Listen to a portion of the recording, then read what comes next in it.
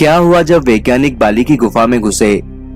भारत में स्थित एक ऐसी गुफा जिसके बारे में बहुत ही कम लोगों को पता है। जी हाँ, हम बात कर रहे हैं रामायण काल की बाली की गुफा के बारे में। जब वैज्ञानिक बाली की गुफा में घुसे तो उनके भी होश उड़ गए।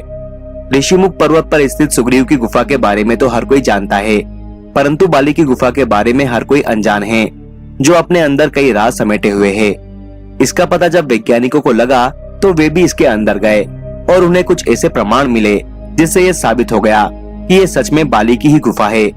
परंतु उस गुफा में उन्हें ऐसा क्या मिला जिसके बाद उनके भी होश उड़ गए।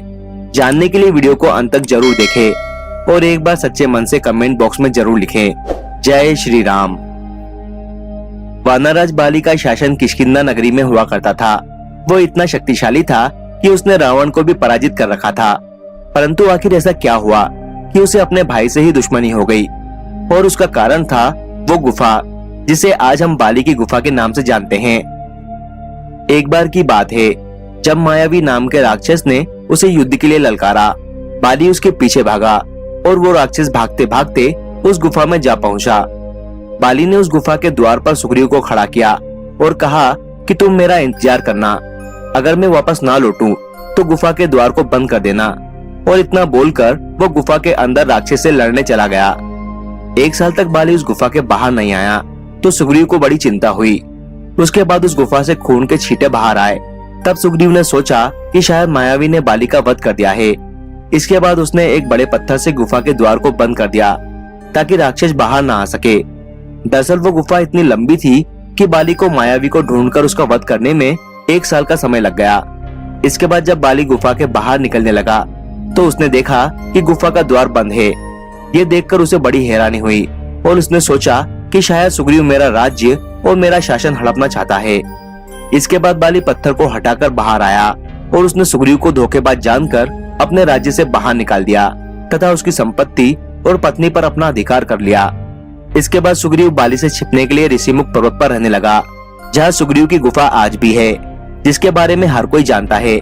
परंतु बाली की गुफा के बारे में आज भी हर कोई अनजान है। आज के समय में बाली की गुफा तुंगभद्र नदी के किनारे वाले कर्नाटक के हम्पी शहर के आसपास के इलाके में है।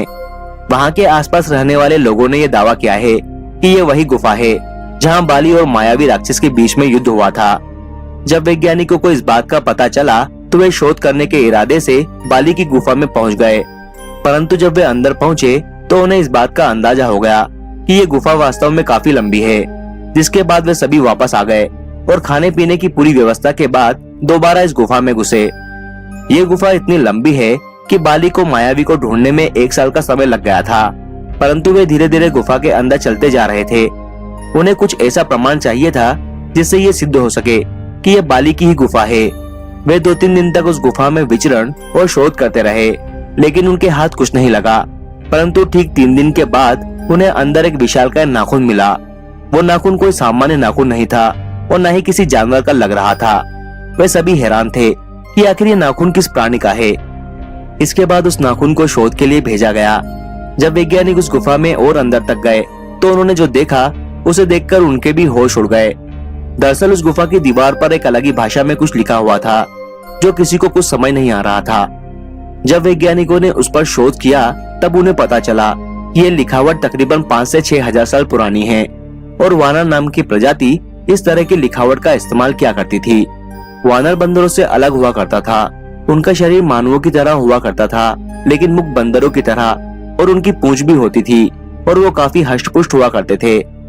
जब उस नाखून को अच्छी तरह से शोध किया गया तो यह पाया गया कि वो किसी आम इंसान का या किसी जानवर का नाखून तो बिल्कुल भी नहीं है। इसके बाद यह अनुमान लगाया गया कि शायद हजारों साल पहले बाली और मायावी के बीच युद्ध हुआ था, तो हो सकता है कि ये नाखून उस मायावी राक्षस का हो।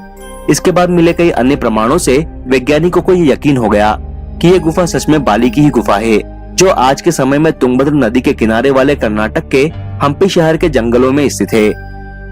तो दोस्तों, इस घटना को लेकर आपके क्या विचार है, हमें कमेंट करके जरूर बताएं। और अगर वीडियो अच्छा लगा हो तो इसे लाइक और शेयर करना ना भूलें। साथ ही चैनल को सब्सक्राइब करके बेल बटन को जरूर दबा दें। वीडियो देखने के लिए आपका बहुत बहुत धन्यवाद।